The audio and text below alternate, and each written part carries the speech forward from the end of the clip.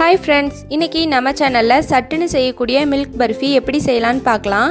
கடாய் heat பண்ணிட்டு 1/4 cup அளவுக்கு நெய் ஆட் பண்ணிக்கலாம். 3/4 கப் அளவுக்கு பால் சேர்த்துக்கலாம். 2.5 கப் அளவுக்கு மில்க் பவுடர் எடுத்துர்க்கேன். இத சேர்த்து நல்லா mix பண்ணி எடுத்துக்கலாம்.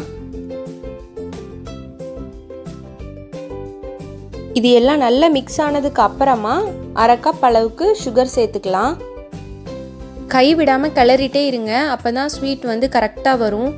எப்பவுமே நம்ம வந்து மில்க் பர்ஃபி, பால்கோவா இதெல்லாம் செய்யும்போது ரொம்ப நேரம் டைம் எடுக்கும். ஆனா இந்த மெத்தட்ல நீங்க செஞ்சீங்க அப்படினா 10 ல இருந்து 15 நிமிஷத்துக்குள்ள ஈஸியா செஞ்சு முடிச்சிரலாம்.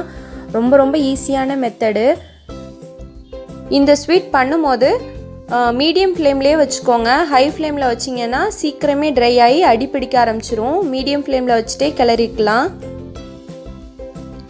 இப்போ இன்னும் கொஞ்சம் ட்ரை ஆனதுக்கு அப்புறமா கொஞ்சமா ஏலக்காய் பவுடரை சேர்த்துக்கலாம். ஏலக்காய் பவுடர் சேர்த்து நல்லா mix பண்ணி விட்டுக்கலாம்.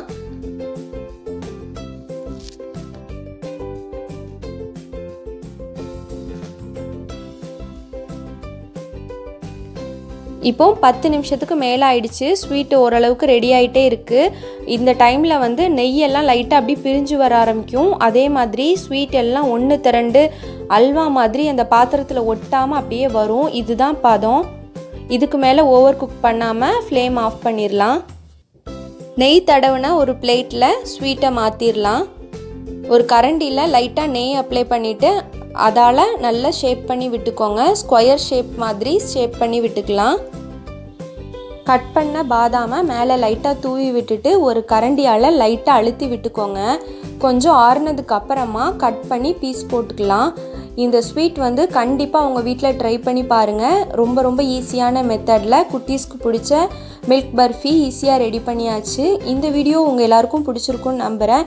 இந்த வீடியோ பிடிச்சிருந்துச்சுன்னா லைக் பண்ணுங்கள், ஷேர் பண்ணுங்கள். இதுதான் ஃபஸ்ட் டைம் நம்ம சேனல் பார்க்குறீங்கன்னா சப்ஸ்கிரைப் பண்ணிக்கோங்க. Thank you friends.